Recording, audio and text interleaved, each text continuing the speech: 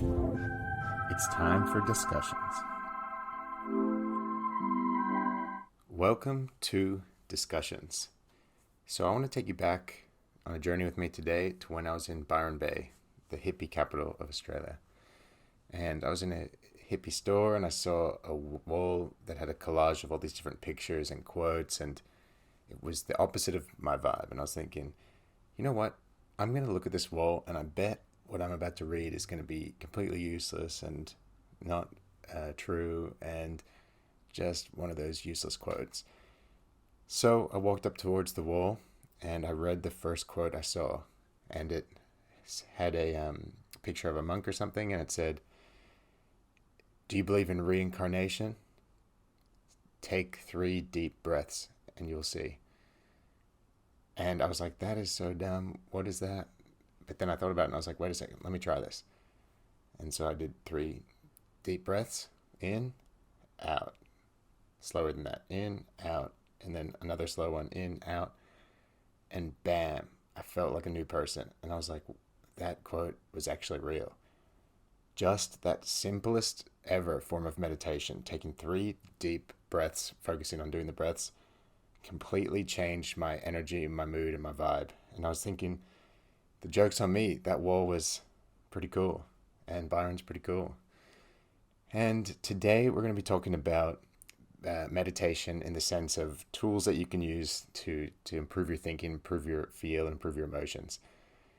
My understanding of how the brain works comes from this book called Mindsight by Daniel Siegel, a leading specialist when it comes to neuroscience. And some advice he gives in this book is about how you can use your own thinking to improve how your body's emotions and your body and mind work together. And the most powerful exercise that he talks about in this book is something called body scanning.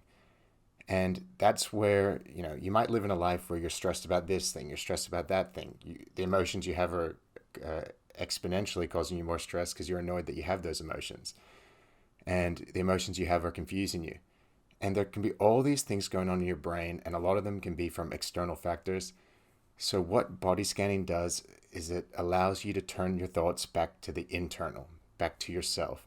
So how body scanning works is that you lay down and potentially close your eyes, and you're not stimulated by anything when you do this because you're at complete comfort.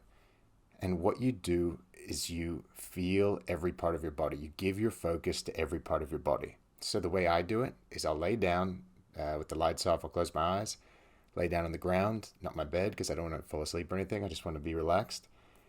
And I'll start with my toe. I'll pick one of my toes and I'll say, let me feel that. And normally, like right now, I can't feel my toes because I'm not thinking about it.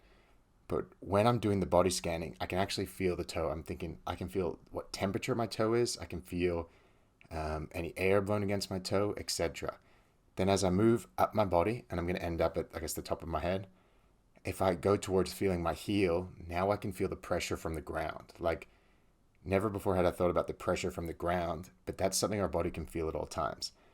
And by turning our focus to that and feeling that pressure of the ground on the heel, you're just becoming aware of your internal processes and your internal thoughts rather than everything going on externally to your body.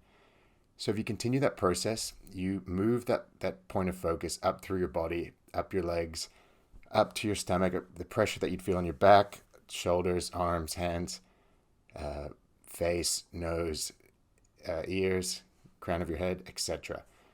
And by doing that, you're turning your thoughts inwards, and you're really taking away your focus from external things that could be causing you stress. And I believe that he says that this helps the brain function better and can help you handle stress and emotions better. And it's a tool that you can use regularly to strengthen your brain in that sense and strengthen your ability to handle and process emotions. So that's one of my favorite techniques. Some other forms of meditation I use are where I do the same thing. I just lay down on the ground and I'll just remove all thoughts from my thinking. I'll focus on my breathing only. And if possible, I'll try and even stop thinking about that. So I'll count my breath, I guess 4 seconds in, 4 seconds out. And I'll do that And if I ever think of anything else, something pops into my mind, I just clear it and I just focus back on that counting. And by clearing my brain, it allows me to, I guess, have really stronger brain waves or get the higher brain frequency waves going. And it can really help me feel good and think really clearly. Another time I use a form of meditation, and this one's really powerful, is when I can't go to sleep. What I'll do is I'll use a technique that I learned on YouTube where it's you start at 300 and you just count backwards. Some say count backwards by 3, I just count backwards by 1. But by focusing on counting backwards, it's the same thing as what we did during that meditation. It's like taking our thought off everything else. So if I'm going with my eyes shut, 300, 299, 298, it's super boring, of course, but because all you're doing is focusing on what is the previous number, you're helping your brain not think about anything else and not focus on anything else. And that is a really good way to drift off. It's really rare that I'll get to 0.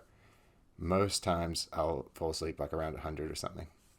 And counting down by 3 just makes you focus that little bit extra. And because if you're counting down by 3, it's hard to be picturing or visualizing other things in your mind. And so that's my experience with meditation, pretty basic. There's also plenty of guided meditations on, I guess, podcasts and on YouTube. And I used to use them when I had a long bus commute. I'd meditate on the bus. And the reason you do it is you just feel better afterwards. And it can have long-term impacts, I believe, on the brain if you do it regularly. So check it out. Check out those techniques. And if you want to get deep into the brain research, go check out Mindsight or Summary of Mindsight. So here's another benefit to meditating. I was listening on YouTube to someone describing that from the second we wake up to the second we go to sleep, we're bombarded with stimuli. We wake up and we see our bedroom. And it reminds us of our previous ways of thinking, because it's our thinking that got us here to this room and the design of this room, the quality of this room. And when we see it, it creates a feedback loop. And so this room is going to tell us how to think. And it's a circle. And anyone you speak to, all your friends, anything you do throughout the day, anything you wear, they're stimuli that are going to influence your thinking.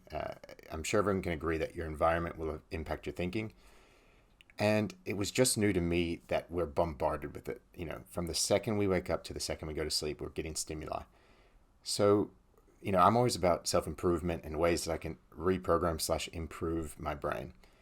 And what YouTube said was, the person I listened to on YouTube said was, if you want to deeply reprogram your brain, you got to do it when you're in a meditative state, which means away from all those stimuli, which means no visual stimuli, no auditory stimuli, no taste, no touch, etc. And even no thinking. No thinking that's going to be impacting my level of brain waves and my emotions and that sort of thing. Everything, all the hormones flowing throughout my body.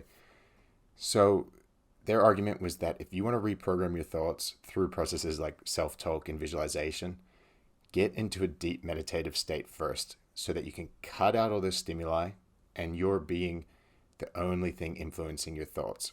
So how to do this? I guess lay on the ground so that you've got the minimal amount of stimuli. Turn the lights off and close your eyes so you've got no visual stimuli. Try and find a quiet space so you can't hear anything, so it's not distracting or putting thoughts into your head. And by cutting out all that stimuli, nothing's influencing your thoughts and bringing you back to your old thought patterns. You've got a fresh slate from now to visualize success. Visualize times where you might be stressed and visualize yourself being calm and confident. Visualize times where you might be nervous and visualize yourself being confident and brave. Visualize times where you might be caused to get angry in the future and visualize yourself being cool, collected, and just kind about it. And by visualizing these things in advance, by the time you get to those moments, you're going to be able to influence how you're going to act. So if I visualize myself 100 times in a situation where someone offends me, but I visualize myself reacting calmly and just saying, I'm sorry you feel that way, I bet when that moment happens, bam, I'm going to do what I rehearsed. I'm going to say, I'm really sorry that you feel that way, instead of getting angry or defensive like I may have in the past. And it's not just visualization, it's also self-talk. If I'm in that deep meditative state, that's when I hit myself with, I deserve wealth, I deserve happiness, anything that I want to tell myself, I'm going to tell myself in that meditative state, and it may land a lot better than it would if I just started saying it throughout the day. So feel free to check out these techniques for yourself, and thank you for joining us. Please subscribe so we can bring you more content.